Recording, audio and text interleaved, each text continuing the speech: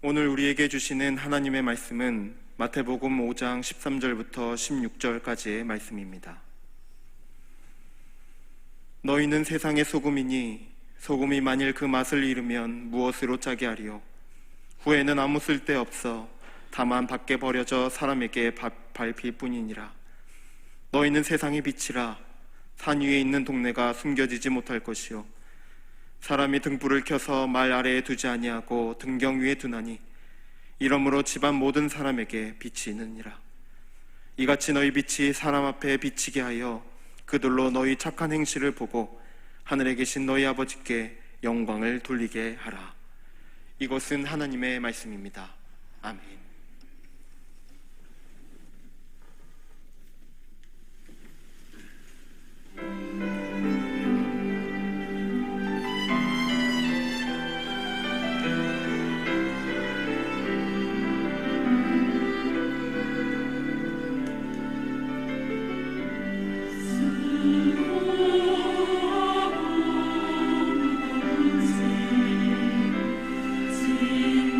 진자들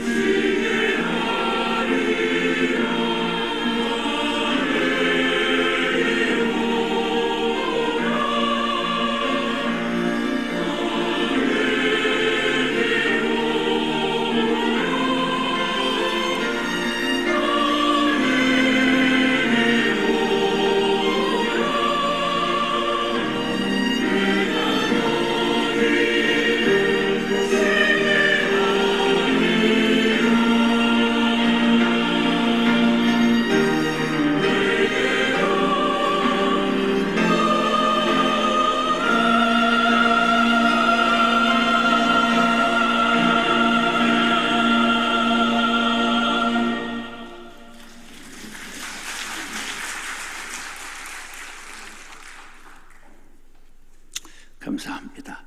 지난주보다 7명 성가대원이 빠졌는데 오늘 찬양은 훨씬 더 잘했어요. 감사합니다. 목회자들의 격언 중에는 명절 귀신이 제일 무섭다 이런 격언이 있어요. 그래도 오늘 한 20% 정도밖에는 줄지 않은 것 같으니까 많이 나오신 거죠. 자, 한번 따라하시죠. 하나님께 영광을 돌리게 하라. 더도 말고 덜도 말고 무엇만 같아라고요? 한가위만 같아여라. 대한민국 최대 명절 추석을 이제 지내고 주일입니다. 가족들과 좋은 시간 가지셨습니까? 예. 왼수는 어떻게 가셨어요? 추석에 대한 풋풋한 추억이 누구에게나 있지요. 저도 추석 명절의 추억이 주마등처럼 스쳐갑니다. 제일 먼저 생각나는 것이 포금탄 터뜨리는 것이었어요. 중국에 폭죽 문화가 있는데 우리나라는 폭죽 문화가 없지요. 그런데 어릴 때 우리들은 포금탄을 추석에 터뜨리고 놀았어요. 어렵게 모은 돈으로 포금탄 몇 개 사서 골목길에 숨어 있다가 여자아이들 지나갈 때 탁 터뜨리면 깜짝 놀라는 모습을 보고 얼마나 그저 통쾌했는지 몰라요. 한 번은 종암동에서 장이동으로 올라오는 고개 언덕에 숨어 있다가 지나가는 차에 포금탄을 던지는 거예요. 요만한 포금탄이 큰 건 아니고. 그런데 아이들이 일제히 하나 둘 셋 해서 쫙 던졌는데 그 중에 한 개가 열려있는 창문에 안으로 들어간 거예요. 그래서 그게 트럭 안에서 터졌어요. 그러니까 이 약이 오른 트럭 운전사가 차를 세워놓고 쫓아오는데 아주 혼비백산하고 도망갔던 기억이 지금도 땀이 나네요. 예, 추석 전날이면 학교 갔다 오면 어머니가 얘야 저 솔잎 좀 따와라. 그럼 다른 때 같은 말 안 듣는데 그때는 얼른 네 그리고 올라가서 솔잎을 따오면 솔잎을 밑에 깔고 송편을 찌면 얼마나 송편에 소량이 묻어서 좋았는지 몰라요.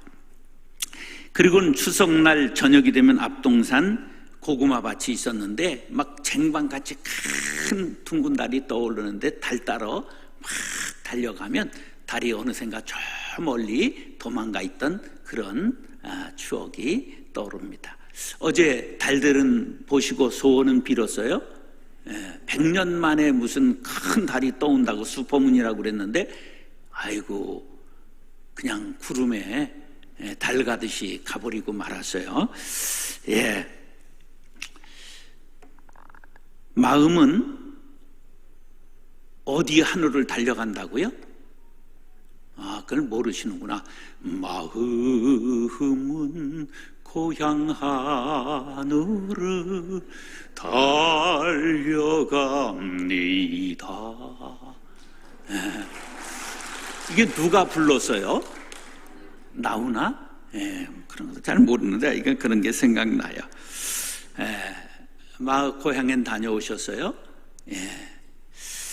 명절이 되면 많은 사람을 만납니다. 대개가 피부치들이지요. 반갑고 기쁘고 즐거워야 할 만남입니다. 그런데 왠지 거리낌이 되고 부담이 되는 사람들이 덜어 있습니다. 특히 여자들에게는 그런 사람들이 많이 있지요. 거기다가 믿음이 달라서 제사라도 지내는 경우에는 스트레스 강도가 한 반년쯤 가는 그런 만남도 있습니다. 특별히 식자는 시금치도 안 먹는 그런 분들에게는 이게 스트레스가 정신과를 갔다 올 만큼 명절 증후군이라는 병이 다 있을 정도지요. 그래서 오늘은 설교 제목을 오늘 본문 16절에 있는 대로 저희로 너희 착한 행실을 보고 하늘에 계신 너희 아버지께 영광을 돌리게 하라. 그 말씀을 따서 하나님께 영광을 돌리게 하라. 그렇게 잡았습니다. 따라하시죠. 하나님께 영광을 돌리게 하라. 자, 누가 하나님께 영광을 돌리라는 말이에요? 시어머니가? 시누이가? 얌체 동서가? 미운 올케가? 믿지 않는 형제들이? 아니지요. 내가 하나님께 영광을 돌려야 한다, 그러한 말씀이에요. 그러면 문제는 당신의 문제예요, 내 문제예요? 나의 문제예요. 신앙은 바로 언제나 나의 문제를 집중해야 인격이 고상해지고 신앙이 성숙해질 수 있어요. 따라서요, 내가 변해야 합니다. 내가 변하고 내가 천사가 되어야 돼요. 아예 기도할 때 구체적으로 기도하시기 바랍니다. 시어머니 미워하지 않게 해주세요. 시누이 사랑하는 마음 주세요. 이번 명절에 잘 참게 해주세요. 말에 덕을 세우게 해주세요. 예수의 향기 풍기고 복음 전하고 오게 해주세요. 사랑하는 형제자매 여러분, 추석 명절 끝나고 사랑과 구원과 전도와 생명의 열매를 하나름 맺게 되기를 축복합니다. 따라서 세상 속으로 깊이 들어갑니다. 따라하시죠. 세상 속으로 깊이 들어갑시다. 사람에게는 자궁회귀 본능이 있어요. 등치가 남산만한 남편이 잘 때 이렇게 쪼그리고 자는 거 있죠? 그게 자궁에 있었던 형태를 사람이 복원하려고 하는 그 본능이 있어서 그래요. 먹을 것 입을 것 걱정 없고 더위와 추위에도 영향을 받지 않던 아늑한 집, 그게 어디냐? 어머니 뱃속이에요. 그래서 본능적으로 자궁을 그리워한다, 그런 거예요. 사람이 나이가 먹을수록 고향이 그립고 가보고 싶고 모두 이게 회귀 본능입니다. 왜? 어렸을 땐 꿈이 있었고, 그리고 걱정과 근심은 부모님 거였지 내 것은 아니었거든요. 그래, 그게 그리운 거예요. 이런 노래는 아세요? 옛날에 금잔디 동산에 메기같이 앉아서 놀던 것, 물레방아 소리 들린다. 메기 내 사랑하는 메기야. 동산숲 푸른 없어지고 장미꽃은 피어만 발하였다. 물레방아 소리 그쳤다. 메기 내 사랑하는 메기야. 예, 메기 그러니까 또 매운탕 생각하는 분들이 있는데 이게 사람 이름이에요. 우리가 이 고향이라고 하는 게 중요하지요. 예, 저는 안 산다 그러다 남은 사람만 사는 안산 사람인데, 실제로는 4살 때 서울에 올라와 장이동, 상월곡동에 살았기 때문에 제 고향은 여기 장이동 사람이라 그래요. 35까지 장이동에서 살았어요. 추억이 전부 고향 추억은 없고 여기 이제 장이동의 추억만 있으니까요. 자, 이 고향이 없는 북녘에 고향을 둔 동포들, 또 고국을 떠나 이 나그네로 노동하러 온 외국인들, 우리가 이런 분들을 잘 품어야 해요. 왜냐하면 그들이 마음이 늘 허전하기 때문에 그렇습니다. 어떤 교인들은 회귀 본능이 있어서 이렇게 말해요. 아유, 지금 교회가 우리 교회 그대로 있었으면 좋겠어요. 여기 안정을 희구하는 욕구가 있기 때문에 그런 말 하는 거예요. 더 많은 사람이 모이고 역할이 바뀌고 성장하는데 불안한 마음이 있고 지금 평안하고 화목한 상태의 변화가 두려운 사람들이 있는 것이지요. 그런데 이런 사람이 많아지면 교회가 정체되고 신진대사가 이루어지지 않아 노화되고 맙니다. 한번 따라서 교회는 생물입니다. 예, 교회는 살아있는 물질이에요. 그래서 모든 생물은 성장해야 돼요. 교회도 성장해야 돼요. 건강한 생명체는 호흡과 배설, 주변과의 수수관계가 원활한 것이 특징입니다. 교회도 건강한 교회인가 아닌가 하는 것은 세상과 어떤 관계를 맺고 있는가 보면 압니다. 교인도 마찬가지지요. 우리는 일주일에 엿새는 세상에서 살아요. 세상에 가서 어떻게 사람들과 관계를 맺고 사는가가 중요합니다. 자, 수영을 잘하는 사람은 그 물 밖에 있는 시간이 많아요? 물 속에 있는 시간이 많아요? 뭐 수영을 해봐서야 알지. 예, 수영을 잘할수록 물 속에 있는 시간이 많아요. 신앙이 성장할수록 세상을 잘 살아야 한다, 그런 말이에요. 마태복음 5장 13절 14절 시작. 너희는 세상의 소금이니 소금이 만일 그 맛을 잃으면 무엇으로 짜게 하리요?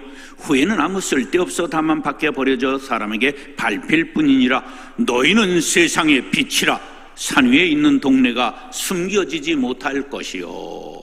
자, 예수님께서 너희는 교회 안의 소금이다, 너희는 교회의 빛이다, 그렇게 말씀하셨죠? 정신 똑바로 차려요. 어디의 빛이라고요? 세상의 소금, 세상의 빛이라고 말씀하셨어요. 이 점을 꼭 잊으면 안 됩니다. 은혜 받았다고 세상은 마귀의 소굴이다, 그건 잘못된 거예요. 훌륭한 수영선수일수록 폐활량이 커서 물속에 깊이 오래 잠수할 수 있는 것 같이 은혜 받은 정도가 크면 클수록 세상에 깊숙이 침투해 들어가야 하는 것입니다. 우리 모두가 소금입니다. 소금을 음식물에 골고루 뿌려야 맛이 나지요. 계란 후라이를 하고 그 정점을 찍는 게 뭐예요? 소금을 아주 적당히 뿌리는 거예요. 소금이 아무리 좋아도 한 움큼 뿌린 계란 후라이 잡수시겠어요? 그건 쓰지요. 우리가 그리스도인을 소금이라고 성경에 말씀하셨어요. 우리끼리만 뭉쳐 있으면 짜다 못해 쓰게 되는 것입니다. 그래서 뭉치면 안 돼요. 흩어져야 되는 거예요. 세상 속에 깊이 들어가야 되는 거예요. 세상에 들어가 소금 맛을 전하고 기운을 다 잃어버릴 만하면 얼른 교회 와서 다시 보충하고 가야 돼요. 교회가 염전이요, 소금 공장인 거예요. 그리고 우리 모두가 빛이라고 그랬잖아요. 빛은 밝은 데 필요해요? 어두운 데 필요해요? 어두운 데 필요한 거예요.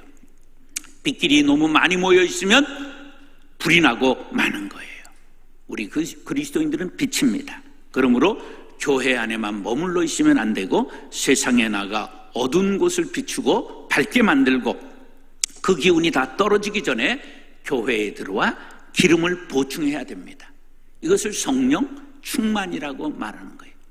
기름을 채워라 계속 타게 주 맞을 준비됐느냐 이 세상 심판날 가까웠네 계속 타게 기름 채워라. 세상의 빛이라고 하신 것은 바로 이런 뜻입니다. 이번 명절 성령 충만히 체험받고 세상 속에 깊숙이 침투하셔서 빛이 되고 소금이 되시기 바랍니다. 믿음의 조상 아브라함과 이삭과 야곱 중에 이삭은 화평의 사람이었습니다. 그는 언제나 세상 깊숙이 들어가 살았습니다. 그럴 수밖에 없었던 게 유목민이에요. 자기 땅이 없어요. 있다고 한들 정착해서 살면 유목민이 아니잖아요. 그런데 그가 양떼를 몰고 가는 곳마다 물이 필요해서 우물을 파면 물이 콸콸 솟구쳐 올랐어요. 그래서 양이 배가가 되는 거예요. 부자가 되는 거예요. 그럴 때마다 지방 토착 세력들이 그에게 압력을 행사하고 쫓아냅니다. 이삭은 그때마다 싸우지 않고 피해가는데 가는 곳마다 항상 샘을 파면 물이 콸콸 솟구쳐 올랐어요. 농사를 지었는데 이게 농업하는 사람이 아닌데 그 해에 100배를 얻었어요. 양떼와 소떼가 풍성해졌습니다. 창세기 26장에 보니까 그랄왕 아비멜렉이 여러 차례 쫓아내었음에도 불구하고 양떼와 소떼가 계속 늘어나는 것을 보고 야, 제가 자기의 신이 살아있구나 두려운 마음이 생겼어요. 그래서 참모 아우삭과 군대장관 비골과 군사를 대동하고 이삭에게로 찾아와서 상호 불가침 조약을 자손 대대로 맺자고 화친을 청하는 장면이 창세기 26장 28절 29절에 이렇게 나와 있습니다. 그들이 이르되 여호와께서 너와 함께 이심을 우리가 분명히 보았으므로 우리의 사이 곧 너와 우리의 사이에 맹세하여 너와 계약을 맺으리라 말하였노라. 너는 우리를 해하지 말라. 이는 우리가 너를 범하지 아니하고 선한 일만 내게 행하여 네가 평안히 가게 하였음이니라. 이제 너는 여호와께 복을 받은 자니라. 할렐루야. 성도 여러분, 세상의 빛과 소금이 되시기 바랍니다. 추석 명절 불신 가족으로부터 하나님께서 너와 함께 하심을 우리가 분명히 보았다. 너는 여호와께 복을 받은 자니라. 이렇게 칭찬받는 복의 근원이 될 수 있기를 바랍니다. 누가복음 10장 3절 5절 시작. 갈지어다 내가 너희를 보냄이 어린 양을 이리 가운데로 보냄과 같도다. 어느 집에 들어가든지 먼저 말하되 이 집이 평안할지어다 하라. 할렐루야. 성도가 세상에 들어가는 것은 어린 양이 늑대굴에 사자굴에 들어가는 것과 같습니다. 그러나 염려하지 마십시오. 하나님이 함께 하시고 성령이 동행해 주십니다. 우리는 세상에 깊이 들어가 그들에게 평안을 빌 사명이 있다는 것을 기억하시기 바랍니다. 세상에 깊숙이 들어갔던 여인의 이야기입니다. 1937년 미국의 캐서린 로즈라고 하는 여사가 교통사고로 사망했습니다. 그의 장례식이 열렸는데 죄수 600명이 장례식에 참석했습니다. 로즈 여사는 평생 세상에 빛이 되고 소금이 되어 가장 깊숙한 감옥 전도를 했는데 죄수들의 어머니라고 불렸습니다. 그런데 이 로즈가 사망했다는 소식이 감옥 죄수들에게 들렸는데 죄수들이 문을 두드리면서 소장 면회를 요청했어요. 소장님, 우리 어머니에게 문상 가겠습니다. 모두 다 건의하는 바람에 고민하던 교도소장이 허용을 했습니다. 그래서 죄수들은 들꽃을 한 송이씩 들고 자그마치 장례에 800m 줄을 서서 조문을 하고 그날 저녁 한 명도 이탈하지 않고 모두 교도소로 돌아왔습니다. 세상 깊숙이 침투해 소금이 되고 빛된 로즈의 헌신은 감옥의 벽도 허물었던 것입니다. 사랑하는 형제 자매 여러분, 우리는 세상의 소금, 세상의 빛입니다. 우리 모두 세상 깊숙이 들어가 만나는 모든 이에게 복의 근원이 되고 막힌 담을 헐고 화목하게 하여 하나님께 영광을 돌릴 수 있게 되기를 예수님의 이름으로 축원합니다. 따라서 소금은 녹아야 합니다. 너희는 세상의 소금이라 함은 세상 속에 들어가 기여하는 그리스도인이 되라는 말씀이지요. 어떤 사업하는 분에게 이런 말을 들었어요. 물건값 잘 깎고 말 잘하는 사람은 10중 8구 예수쟁이더라. 자기도 교회 다니지만 예수쟁이와는 거리를 피한다는 거예요. 이것이 우리들의 부끄러운 자화상입니다. 내가 있는 곳에서는 나 때문에 주변 사람들이 복을 받아야 합니다. 세상 속에 들어가서 녹아지고 희생하여 온 세상 사람들에게 하나님의 복을 나눠주는 세상의 소금이 되어야 합니다. 마태복음 5장 13절 시작. 너희는 세상의 소금이니 소금이 만일 그 맛을 잃으면 무엇으로 짜게 하리요? 후에는 아무 쓸데없어 다만 밖에 버려져 사람에게 밟힐 뿐이니라. 이 말씀의 배경은 뭐냐 하면 우리나라처럼 바다에서 바닷물로 소금물을 만드는 게 아니라 팔레스틴의 소금은 바위 속에 있어요. 암염이라고 말하죠. 그러니까 바위를 깨트려서 소금을 얻어요. 근데 흙이 많이 거기에 섞여 있기 때문에 그것을 채로 거르고 이런 과정에서 그 더러운 것이 불순물이 섞여 있는 소금들은 밭에 버리면 밭에 농작물이 안 되는 거예요. 짜서. 그러니까 어디에 버려요? 길에 버리는 거예요. 그럼 길이 다져지고 먼지 안 나는데 굉장히 도움이 돼요. 그래서 밖에 버려져 다만 밟힐 뿐이니라, 그런 말씀이 난 거예요. 소금이 소금 노릇 못하면, 진짜 소금이 되지 못하면 밖에 버려지고 세상 사람들에게 비난받고 우리가 저주받는다. 그러한 말씀이에요. 그렇습니다. 성도들이 마땅히 지녀야 할 복음의 능력과 도덕적 성결을 상실하면 세상을 변화시킬 수 없을 뿐더러 오히려 세상에게 멸시 조롱을 받는 거예요. 요새 중고등학교나 청년들에게, 교회 다니는 아이들에게 교회 다니지 않는 아이들이 뭐라고 말하는 줄 아세요? 너 아직 교회 다니냐? 이런다는 걸 알아야 돼요. 누가 그렇게 만들었을까요? 바로 우리 기성세대 신앙인들이 만든 거예요. 우리 생활을 바꿔야 합니다. 소금이 소금되지 못한 까닭이 무엇일까요? 녹지 않았기 때문이에요. 부뚜막에 소금이라도 뚝배기에 넣어야 맛이 난다는 속담이 있는 것처럼 소금은 세상 속에 들어가서 녹아야 하는 거죠. 녹아야 한다는 말의 뜻이 뭘까요? 희생, 섬김, 변화를 의미합니다. 그리스도인은 세상을 변화시키는 주체가 되어야 합니다. 남을 변화시키려면 자신의 희생 없이는 불가능합니다.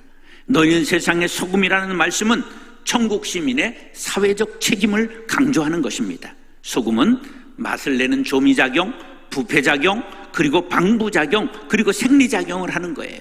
이것을 소금의 3대 작용이라고 말하는데 한번 따라 하실까요? 조미작용, 방부작용, 생리작용. 자, 조미작용을 생각해 볼까요? 우린 맛을 내야 하는 거예요. 세상에서 맛을 내야 돼요. 인생의 의미를 몰라 방황하고 소모적인 인생을 사는 사람, 쾌락의 탐닉에 죄악의 늪에 빠진 사람들에게 인생의 참맛을 가르쳐 주어야 합니다. 맹물 같은 인생들에게 예수 만나면 포도주가 되고 맛을 내고 향기 내고 아름다운 인생이 되는 비결을 전해야 합니다. 썩어가는 세상에 그리스도인들은 녹아들며 부패를 방지해야 됩니다. 정부에서 부패방지위원회를 둔다고 부패가 사라지리라고 생각하는 사람은 아무도 없습니다. 소금이 방부제의 노릇을 하려면 12%의 성분이 소금이 들어가 있으면 방부제가 됩니다. 자, 바닷물에는 몇 프로의 소금이 들어가 있을까요? 3%의 소금이 들어가 있습니다. 그래서 바닷물이 썩지 않아요.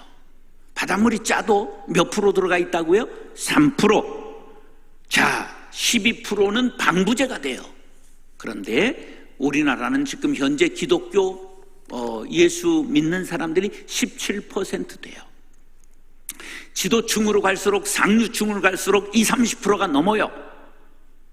우리가 진정 소금이라면 이 나라는 썩지 않아야 정상입니다. 우리가 철저히 세상에 녹으면 이 땅의 부패를 막을 수 있습니다. 부패 공화국이라는 오명을 씻어야 할 책임이 있습니다. 어떻게 지도자들이 그렇게 허접한 사람들이 대통령 후보가 되고 그런 게 막 괴로워요. 그런데 남을 욕할 필요 없어요. 누구 탓이라고요? 내 탓입니다.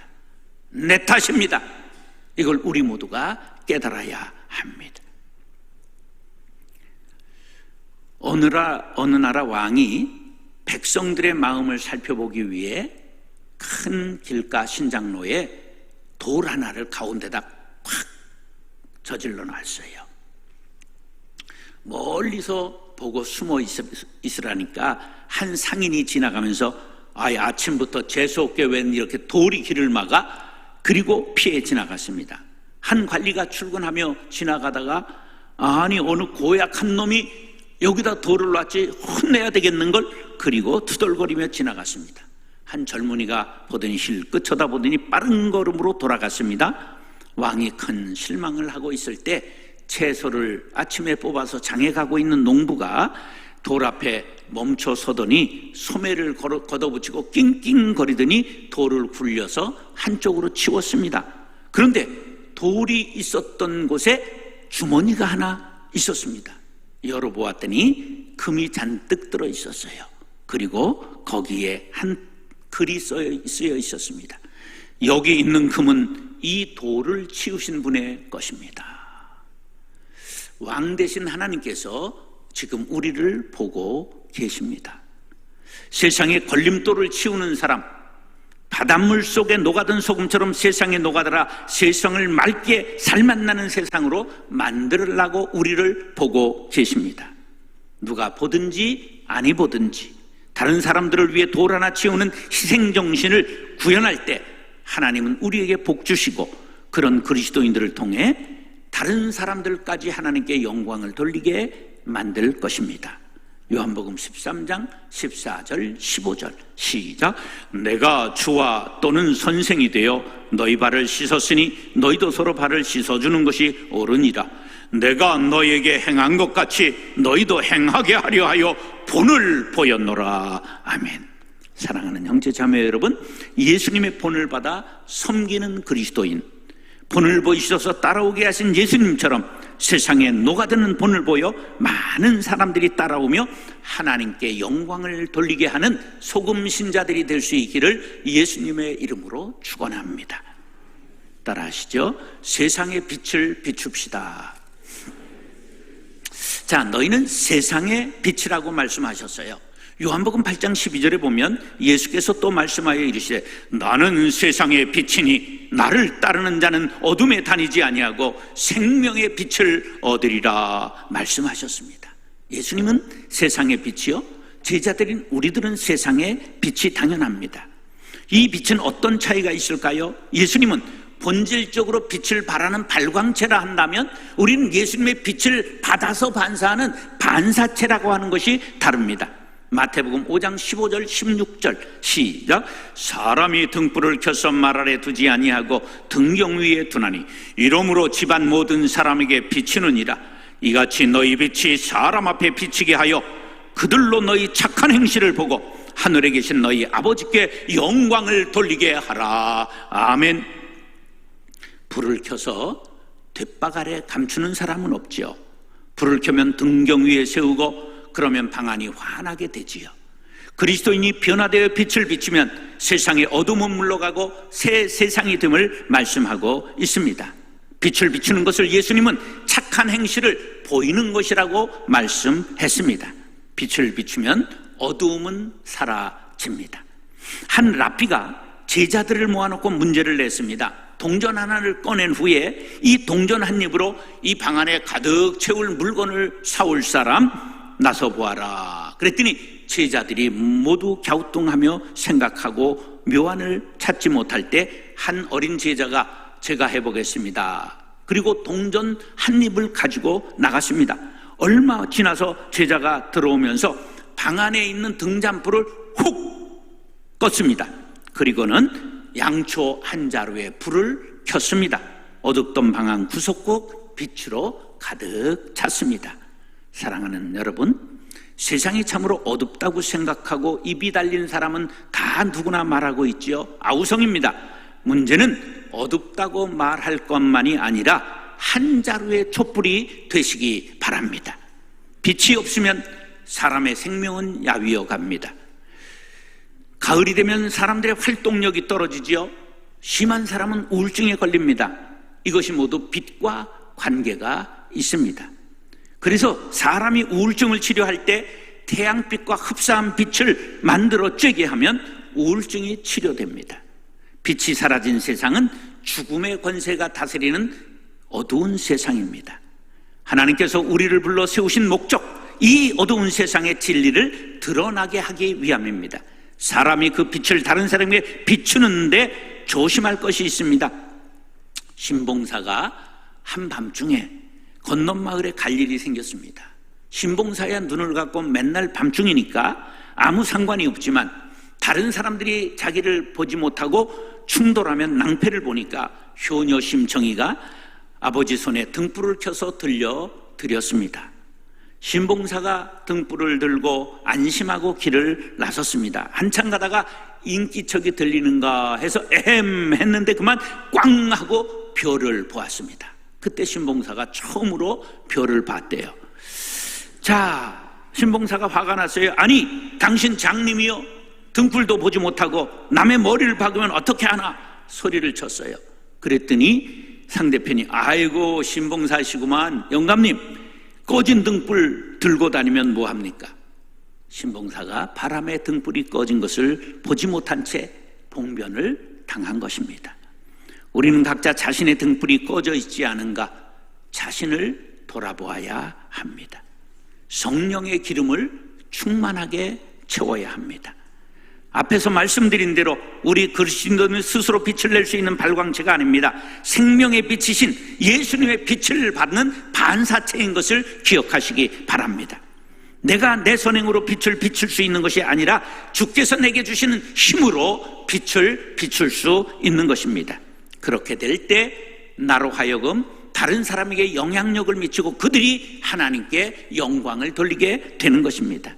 자신이 빛을 비추고 자신이 선행한다고 생각하면 영광도 자신에게 돌아가고 교만해지고 그 영광을 하나님 앞에 돌리지 않고 자신이 가로챘던 헤롯이 벌레가 먹어 죽으니라 성경에 말씀하고 있습니다. 하나님께서 주시는 힘으로 선한 일을 하고 빛을 비추는 성도님들 될 수 있기를 간절히 바랍니다. 이사야 60장 1절로 3절 시작. 일어나라 빛을 발하라 이는 내 빛이 이르렀고 여호와의 영광이 내 위에 임하였음이니라. 보라 어둠이 땅을 덮을 것이며 캄캄함이 만민을 가려려니와 오직 여호와께서 내 위에 임하실 것이며 그의 영광이 내 위에 나타나리니 나라들은 내 빛으로 여왕들은 비치는 내 광명으로 나아오리라. 할렐루야. 지금 세상은 어둠이 땅을 덮고 만민 위에 캄캄한 흑운이 드리워 있습니다. 이럴 때에 우리를 빛으로 부르신 하나님께서 명하십니다. 일어나라 빛을 발하라. 그리하면 하나님의 영광의 빛이 임하고 그 영광이 나타나 열방이 그 빛을 보고 광명으로 나아오리라. 할렐루야. 얼마나 멋진 말씀입니까? 여러분의 빛을 보고 가족이 구원받고 온 가문이 복음화될 수 있다는 말씀입니다. 또한 우리의 빛을 보고 세상이 변화받고 주변이 새롭게 된다는 말씀입니다. 사랑하는 형제 자매 여러분, 빛되고 소금되어 세상을 변화시키고 만나는 모든 사람의 생명을 구원하고 하나님의 영광을 드러내는 성도님들이 될 수 있기를 예수님의 이름으로 축원합니다. 따라서 하나님께 영광을 돌리게 하라. 세상 속으로 깊이 들어갑시다. 소금은 녹아야 합니다. 세상의 빛을 비춥시다. 기도하겠습니다. 사랑과 은혜가 풍성하신 아버지 하나님, 우리 모두가 세상으로 깊이 침투하여 녹아지게 하시고 빛을 비추게 하여 주셔서 하나님께 영광 돌리는 빛의 자녀들 되게 하여 주옵소서. 그리하여 가문을 구원하고 내 주변에 있는 모든 사람들에게 예수의 향기 되어 주님이여 승리의 노래를 부르게 하여 주옵소서. 예수님의 이름으로 축복하며 기도드리옵나이다. 아멘.